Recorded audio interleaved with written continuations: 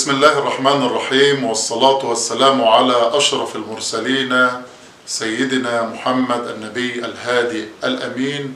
أما بعد، أعزائي المشاهدين والمشاهدات، النهاردة معانا شخصية جميلة، شخصية علمية، هي شخصية أخذت العلم نبراس، وكما قال الشاعر: الناس موتى وأهل العلم أحياء. معنا ومعكم الأستاذ الدكتور حسين علي سلامة الجوهري، الأستاذ بكلية الآداب جامعة قناة السويس، بيشرفنا النهاردة، ونتمنى أن يكون هذا اللقاء لقاء ممتع وخفيف على السادة المشاهدين.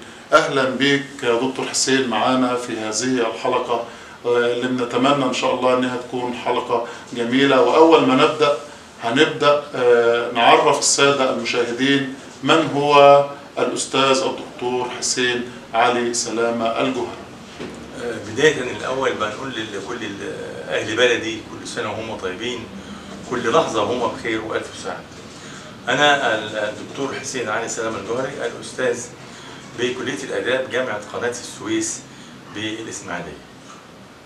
دكتور حسين، عايزين نعرف نشأة حضرتك، المكان اللي حضرتك اتولدت فيه وكبرت فيه. والله هو قريتي، وأنا بعتز دايما بها جدا، وده اللي خلاني أجي أقعد فيها في أيامنا ديت. فهي اسمها ميت مرجى سلسيل، ده المنشأ بتاعي اللي أنا اتولدت فيه يعني، ولعبت في حواريها، ولعبنا في شوارعها، وتجليت في كل المجالات اللي كان فيها، مثل كرة القدم. كنا بنلعب في فريق كرة القدم هنا في البلد، فكانت الموضوع كان متكبر شوية يعني قبل أن أروح الجامعة يعني. دكتور حسين، عايزين نرجع كده بالزمن لورا ونفتكر الذكريات. يعني حضرتك طبعا في الصغر حفظت القرآن الكريم، عايزين نعرف حضرتك تعلمت القرآن الكريم على يد من، أو حضرتك رحت الكتاب وحفظت القرآن الكريم على يد أول من تعلمت على يد القرآن؟ أنا تأثرت جدا جدا بالأستاذ أحمد المحمودي والأستاذ محمد المحمودي دي في البداية، وبعد كده بيجي بقى الشيخ شوكت والشيخ أبو شرائي. دول اللي أنا تأثرت بهم في القرآن الكريم يعني.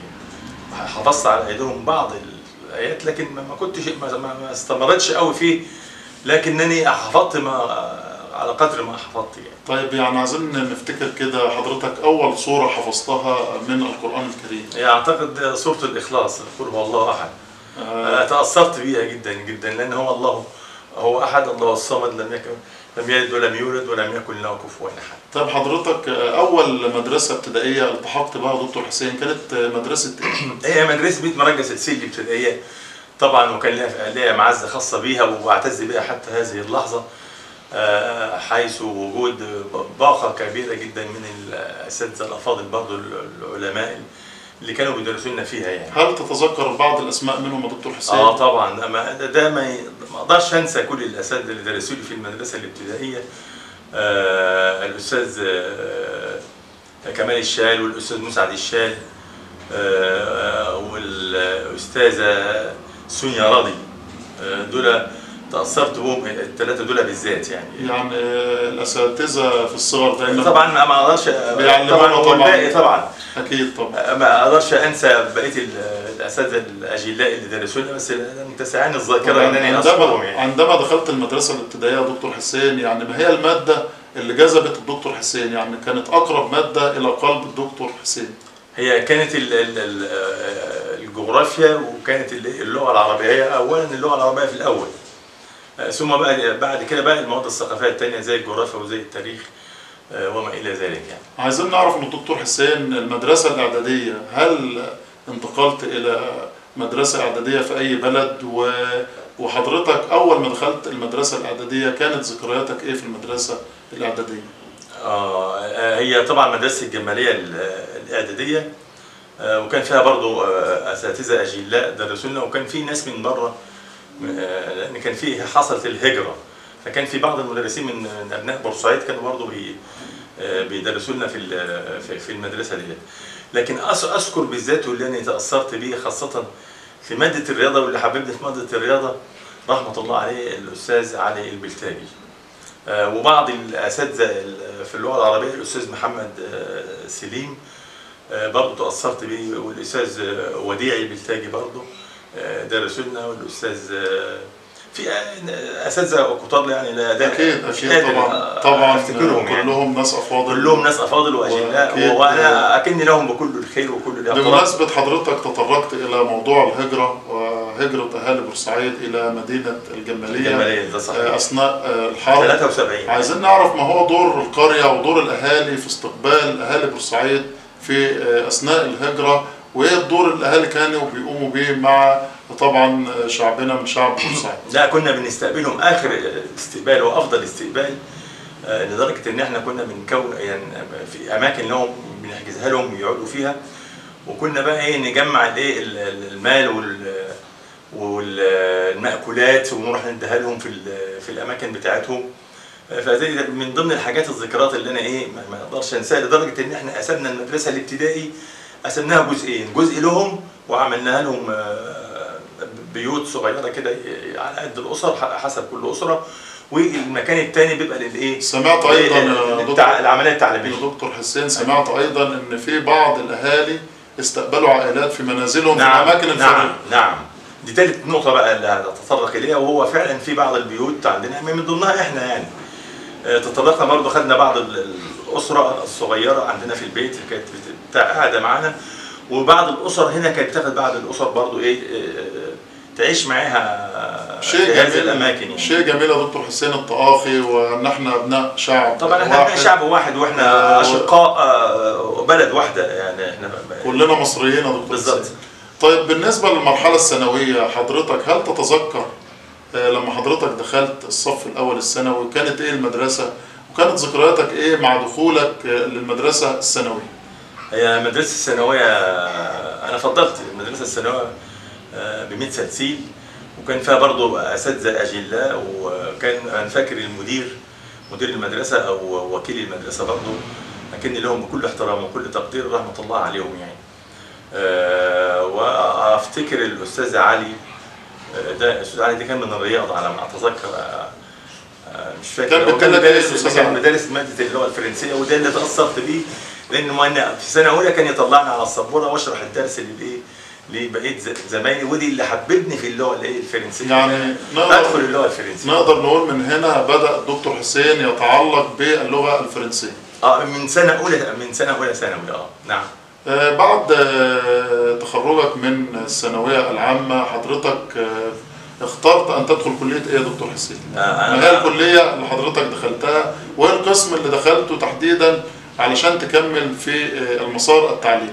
انا اخترت كليه التربيه لان كان مجموع عالي، وكان لازم ادخل كليه التربيه لان يعني كنت احب عمليه التدريس، فشيقه جدا جدا جدا عمليه التدريس ايام زمان، لكن دلوقتي انا مش عارف بقى لو جينا نعمل مقارنه مش عارف هل هي زي ما هي برضه فضلت زي ما هي ام لا، لان انا ما تدخلتش في هذا المجال يعني. من المؤكد ان هناك تطور في التعليم، واكيد بعد ما حضرتك تخرجت من الجامعه حددت كارير لشخصيه حضرتك. نعم. وحددت الطريق اللي حضرتك هتمشي فيه. بدات منين يا دكتور حسين بعد انتهاء الكليه؟ هو الشخصيه رحمه الله عليها تاثرت بيها جامد جامد جامد، وهي دي السبب اللي خلتني ادرس في كليه التربيه وادخل قسم اللغه الفرنسيه. هو اخي المرحوم الاستاذ الدكتور عبد الله علي سلامه الجوهري هو اللي كان مشجعني، وكان لدرجه ان هو ما كان بيعمل دكتوراه في فرنسا كان دايما يبعت لي كتب فرنسيه وشرايط اتعلم منها، وده بقى اللي دفعني ان انا اتدخل في قسم اللغه الفرنسيه، لدرجه ان كنت عايز ادخل قسم المحاسبه في كليه التجاره، لكن هو شجعني وقال لي لا خليك، ده انت هتبقى كويس وان شاء الله تبقى في بعثه زيي. وحصل ان انا فعلا طلعت بعثه لفرنسا وخدت الدكتوراه والحمد لله يعني شيء جميل يا دكتور حسين ان الاخ الاصغر يتعلق طبعا بقدوته الاخ الاكبر الدكتور عبد الله الجوهري، كان قيمه وقامه، وطبعا كلنا بننهل وراء العلم، وطبعا حضرتك سليل عائله العلم بقريه ميت مراكز سلسيل. عايزين نسال سؤال اخر يا دكتور حسين، ما هو دور المرأة في حياة الدكتور حسين؟ هذا السؤال يعني حابين نسأله لحضرتك. والله المرأة هي اللي بتدفع زوجها للعلم وللأمام. يعني أنا أتذكر زوجتي كانت دايما تصحيني من النوم وتقول له يلا عشان تبدأ تخلص الفصل دوت، لا تخلص الفصل الثاني. فكانت بتدفعني للأمام إن أنا أنتهي من رسالة الماجستير والدكتوراه. بس كانت طبعا الدكتوراه معاها كنت أنا مسجل في فرنسا، فحتى كانت بالتليفون على طول كانت بتدفعني. كانت تتابعها يعني زي ما بيقولوا وراء كل رجل عظيم امرأة. فهي دي الزوجة العظيمة اللي كانت ورايا، اللي كانت فعلا بتدفعني للعلم. حتى هو دي هي أصلا منشأ بيت علم ودين وأصول. يعني دائما كما يقال وراء كل عظيم امرأة، فعلا مقولة صحيحة. وخاصة إذا كانت اختيار الزوجة اختيار صحيح، طبعا بتبقى سند لزوجها وبتدفعه إلى الأمام أنه يتقدم في أمور حياته، وخاصة في الناحية العلمية. بمناسبة شهر رمضان وقدوم شهر رمضان الكريم، عايزين نسأل حضرتك، كنت بتستقبل زمان رمضان وحضرتك صغير السن ازاي، وحاليا بتستقبله ازاي؟ لا ده ذكريات كانت جميلة جدا وحلوة جدا. فكان لما يجي رمضان لازم يكون الشوارع الحي اللي احنا فيه او الشارع بالذات اللي احنا فيه لازم يكون متزوق بجميع هل كنت تشارك في عملية الزينة وتعليق الفوانيس؟ انا كنت رئيس المجموعة والشباب الصغير اللي كان معايا زيي، كنا ننفخ البالونات. بنسأل دكتور حسين سؤال آخر عن ذكريات شهر رمضان الكريم، وطبعا المسحراتي والطبلة والأغاني. هل حضرتك كنت بتنزل تمشي مع المسحراتي زي ما بنشوف الصغار في التلفاز بيرددوا وراء المسحرات الأغاني الحاجات الجميلة بتاع زمان؟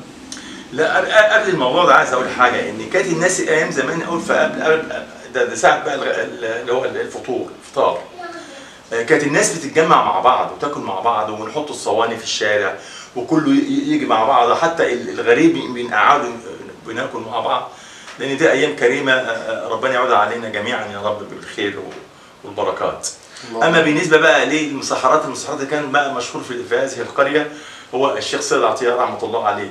فكنا دايما نمشي وراه وننزل وراه، حتى لغايه لدرجه ان احنا كنا بنسجله. يعني كان في اخويا الله يرحمه كان بعت لي تسجيل، وكنا بهذا التسجيل كان لسه ما انتشرتش، كنا نسجل الكلام الاناشيد والاهادي اللي دايما بيقولها عشان نكررها فيما بعد.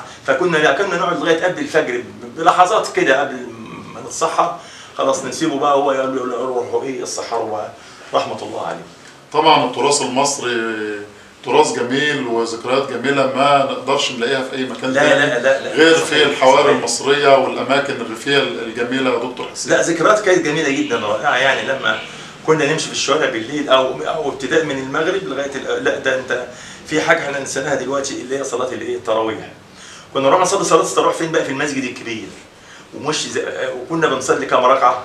يعني كنا بنصلي حوالي 24 ركعه لصلاه التراويح، وكنا بنكون سعداء جدا برغم من البعد المسافه. لو جيت تشوف دلوقتي جنبك مسجد هتصلي فيه، لا برغم المسافه كنا نروح نصلي هناك فيه برضه مع الشيخ شوكت والشيخ ابو الشراي والمجموعه الحلوه الجميله. صلاه القيام هي ختام اليوم في شهر رمضان. طبعا بتبقى ترويح عن النفس بعد يوم طويل من الصيام. عايزين نسال حضرتك، يعني حضرتك لما بتيجي تجهز لرمضان ايه انواع المأكولات، الحاجات الحلوه اللي احنا بنجيبها، هل زمان يختلف عن دلوقتي ولا هو نفس العادات والتقاليد يا دكتور حسين؟ لا هو اعتقد من وجهه نظري هو زاد، يعني المصاريف على الحاجات ديت زادت حاليا. كان ايام زمان مثلا اللحمه ومثلا او سمك، لا دلوقتي بقى في حاجات الامور اختلفت خالص يعني بقى اصبح هناك انواع اخرى في بالمشاميل وما اعرفش في ما كانش يعني اعتقد والله اعلم على ما اتذكر ما كانش في بشاميل في ايام زمان يعني. بس الاكل طبعا لا جميل، كله كان جميل ورائع. الام كانت بتعمله بيختلف عن اكل الزوجه الى حد ما. واعتقد كمان في السحور انا على ما اتذكر كان يبقى في طبخ. انا مش متذكرها قوي ديت، لكن اعتقد كانت لمة العيلة لا في الصحاب بالذات. ولما طبعا اي اكل بيبقى له مذاق خاص في طبعاً. لمة العائلة في شهر رمضان الكريم. ده اكيد. عايزين نسأل حضرتك ما هو دور الأم في حياة دكتور حسين؟ يعني والدتك بما لها من تربية طبعا أنشأت عائلة علم كاملة من دكاترة وحضرتك طبعا منهم، ما هو دور والدة الدكتور حسين في نشأته إلى أن وصل إلى أن يكون أستاذ دكتور بجامعة قناة السويس؟ رحمة الله عليها كانت دايما بتدفعني ان انا لازم اكون زي الدكتور عبد الله، وفعلا يعني كانت دايما بتدعيني ان انا استمر زيه في المسيره بتاعته، لدرجه ان ربما سبحانه وتعالى ربنا قد تقبل منها، وان انا سافرت برضه نفس بعثه الدكتور عبد الله يعني. فرحمه الله عليها كانت دايما بتدفعني، ويوم ما اكون جاي بتكون مجهزه بقى مأكولات ومشروبات وحاجات، يعني اتمنى ان هي لسه تكون مستمره في الامومه حاليا يعني. لكن هي لعبت دور كبير جدا جدا جدا في حياتي، لدرجه ان هي صممت برغم ان كانت تعبانه، صممت ان هي كانت تحضر معايا مناقشه الماجستير.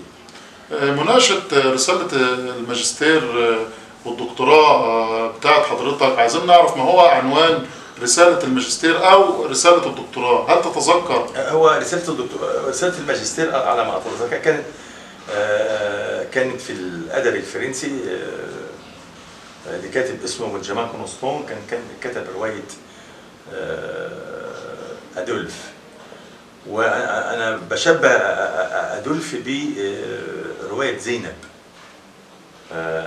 لهيكل، أعتقد لهيكل أيوه. كانت رائعه جدا، كان كل الشغل بتاعي عليها. يعني تخصص حضرتك تحليل الاشخاص، كان الشخصيه، تحليل الاشخاص وتحليل المكان بتاعه اللي اتولد فيه، وتحليل الطبيعه اللي هو كان بيشوفها. زي ما انا كنت برضه في سؤال برضه انتوا المفروض كنتوا تسالوا لي، طب انت كنت بتتمشى في البلد ولا لا؟ كنت بتمشى في المزارع في الطبيعه، لان انا واحد من الناس من احب الطبيعه جدا والزرع والخضره. يعني الطبيعه بتلهم الدكتور حسين الى ما هو افضل، سواء في حياته او سواء في العلم الذي ينهله ويقدمه الى التلاميذ والطلبه. طب حضرتك يعني الدكتوراه كانت بقى في الدراما، كانت بس الدراما على كوميدي، يعني بين الاثنين، يعني تراجيدي كوميدي، يعني فكانت حلوه او خليط ما بين الاثنين، اسمها تراجي كوميدي. طبعا شيء جميل ان احنا يعني الادب الفرنسي هو اساس الكتابات واساس الكثير من المصريين ينهلون من هذا العلم حتى يتمكنوا من كتابة الدراما. دكتور حسين، اخيرا يا دكتور حسين، عايزين نصيحة من حضرتك للابناء تجاه ابائهم وتجاه امهاتهم، ازاي يسمعوا كلامهم، ونصيحة للمشاهدين علشان خاطر في هذه الايام الكريمة نستوصى بالنساء ونستوصى بالام ونستوصى بالاب. والله انا بحزن لما بشوف بعض الابناء بينهاروا اولياء امورهم، فالمفروض هم يغتنموا هذه الفترة اللي موجودة فيها الاب والام ويحترموهم، والاب والام نفسه ابنه او بنته يبقوا احسن منه، سواء في العلم سواء في الحياة في جميع المجالات. لكن ده أنا أعتقد اللي بيهتم بهذه الناحية يعني قلة بسيطة عن الباقي. لكن أيامنا كنا نحترم أبهاتنا وأمهاتنا، الواحد كان يخاف من المدرس بتاعه لما يشوفه في الشارع. ده مش خوف، لا هو احتراما له وتبجيلا له. لما اشوفه ماشي في الشارع اروح من الشارع الثاني عشان اتدارى منه عشان ما اشوفش، لكن هو ما كانش احتراما له. فانا اتمنى ان الابناء يسمعوا كلام اولياء امورهم، وهم دايما الاب والام دايما بيدفعوا ابنائهم الى الامام والى التقدم والعلم. باعتبار حضرتك استاذ جامعي، ايه النصيحه اللي توجهها للطلبه في هذه الايام؟ يعني التلاميذ يعملوا ايه ويشتغلوا ازاي على نفسهم علشان خاطر يقدروا يوصلوا الى المكانه اللي هم عايزينها؟ والله هو الطلبه بيبقوا جايين من المرحله الثانويه ما هماش عارفين ايه يعني يمشوا ازاي ولا يعملوا ازاي، بيفكروا ان هو نفس النظام الثانويه العامه. لا، ده موضوع مختلف خالص. هو الاحترام، احترام الاستاذ الاول، وبعد كده اخلي بالي من اخلي بالي من المحاضرات دي بقى. لان احيانا انا بقول في المحاضره بعض الحاجات اللي بشرحها مش موجوده مثلا في الكتب اطلاقا. يعني يدون المحاضرات او على الاقل يسجلها، يعني يسجل الحاجات دي. يعني اذا الدكتور قال لك الحته دي مهمه، اعرف ان ده لها سؤال في الامتحان على طول فورا. فيجب ان هو يحترم الاستاذ بتاعه، سواء حتى في المدرسه الابتدائيه او الاعدادي او الثانوي او الجامعات، لان في الجامعات برضه اصبحت بعض الطلبه مش بيسيروا على نهج بيستسهلوا يعني. لا نهجنا احنا ايام زمان، لا ما عادش الناحيه ديت. لا القله البسيطه بتستمر، لما بيسمعوا النصايح بيستمروا، وفي اللي بيطلع الاول، واللي فيه اللي بيطلع وبيتعين في الجامعه عندنا في الجامعه ويبقى استاذ في الاخر. فربنا يوفق الجميع وكل طلباتنا. طيب حضرتك عايزين كلمه اخيره للساده المشاهدين بمناسبه شهر رمضان الكريم وبمناسبه هذه الايام العظيمه. والله كل سنه وهم طيبين ورمضان كريم، واتمنى لكم السعاده واتمنى لكم تكونوا بصحه جيده وبخير ان شاء الله.